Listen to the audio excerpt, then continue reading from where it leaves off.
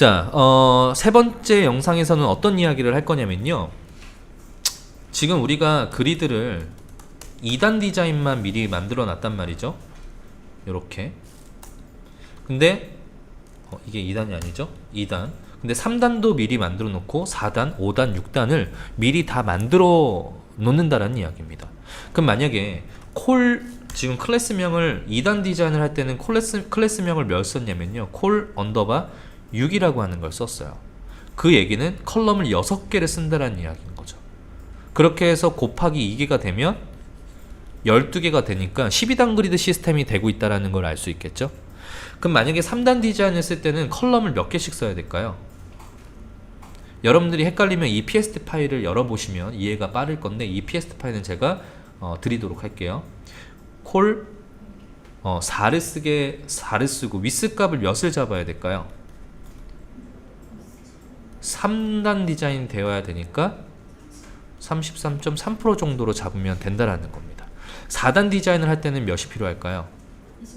그렇죠. 25%씩 쓰고 클래스명은 뭘로 통일을 하면 될까요? 그렇죠. 3으로 써고 위스 값은 25%로 잡으면 된다라는 이야기예요. 그래서 그걸 한번 다시 만들어 볼게요. 제가 여기다가 div를 이용해서 콜 언더바 그 다음에 4개씩 썼을 때 3단 디자인이 되겠죠. 콜 4로 쓰도록 하겠습니다. 자, 이렇게 4단 디자인. 그리고 여기서 제가 콜 언더바 4라고 해놓고선 백그라운드의 컬러를 파란색으로 줄게요. 그리고 위스 값을 33.33%로 주도록 하겠습니다. 그러면 얘는 어떤 상황에서는 33.33으로 나오겠죠. 그리고 어떻게 되어야 될까요? 플로트가 레프트로 돼 있으면 3단 디자인이 완성이 될 거예요. 이렇게 이해되시죠? 그리고 지금 요 안쪽으로 들어와야 되는 건데, 이거 겉옷값 잡아야 되는 거잖아요. 겉옷값을 마진으로 잡아야 될까요? 패딩으로 잡아야 될까요? 패딩으로 잡아야 돼요. 그러려면 어떻게 해야 될까요? 그렇죠. 박스 사이즈는 보더 박스를 선언하고 그 다음에 패딩을 좌우로 10씩 잡으면 지금 글씨가 안쪽으로 들어와 있는 거 확인 다 가능하시죠? 이렇게 여기 안에다가 만약에 색깔을 넣고 싶으면 여러분들이 이렇게 넣어 보시면 바로 이해가 될 겁니다. 이렇게, 그죠? 그리고 여기 10 하고 여기 다시 시작을 하는 거니까.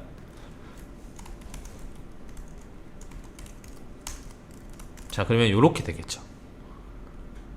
여기까지 이해되세요?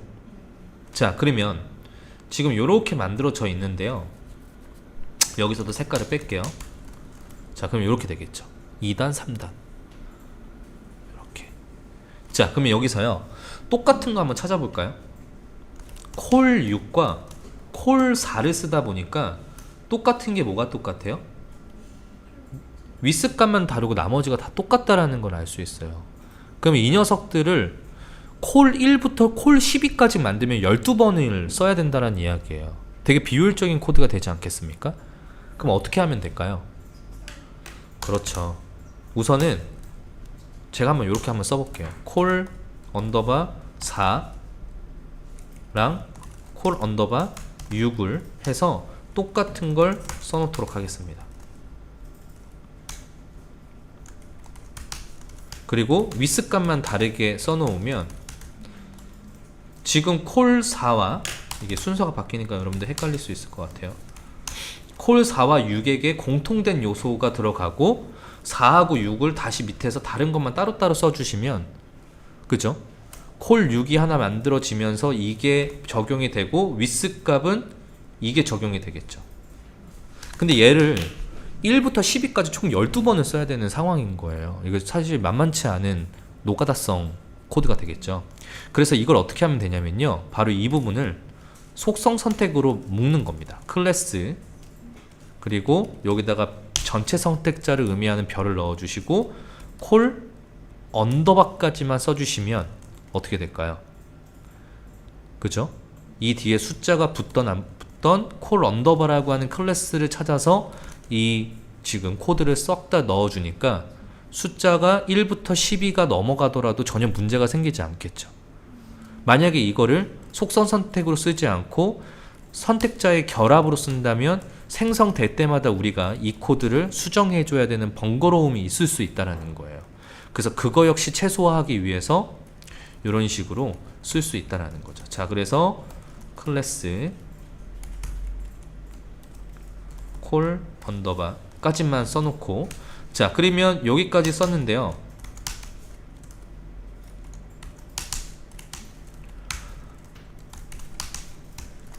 자, 그러면은 콜 12가 되면 100%가 되면 되겠죠. 요렇게. 그리고 4단 디자인을 하고 싶을 때는 어떻게 하면 될까요? 콜 4가 되고 콜 3이 되면 되고 25%씩 들어가면 되겠죠. 요 녀석이 되는 거니까. 그래서 콜 3에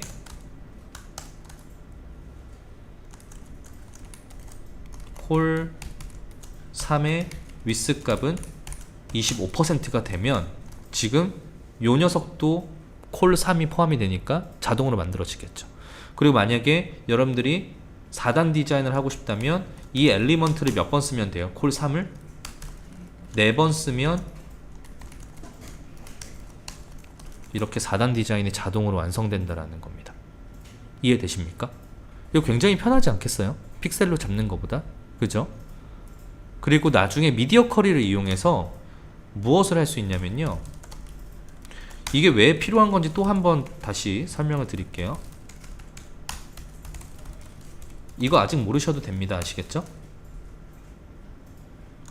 나중에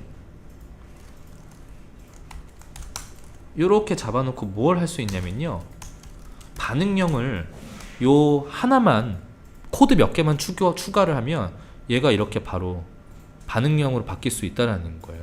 그러니까 이 반응형을 하기 위한 전초 작업이라고 생각하시면 될 것 같아요.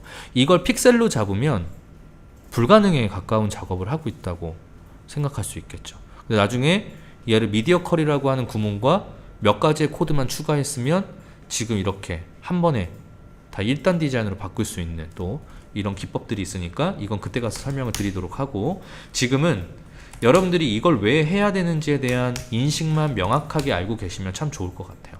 자, 그래서 결론적으로 이렇게 만들 수 있다라는 겁니다.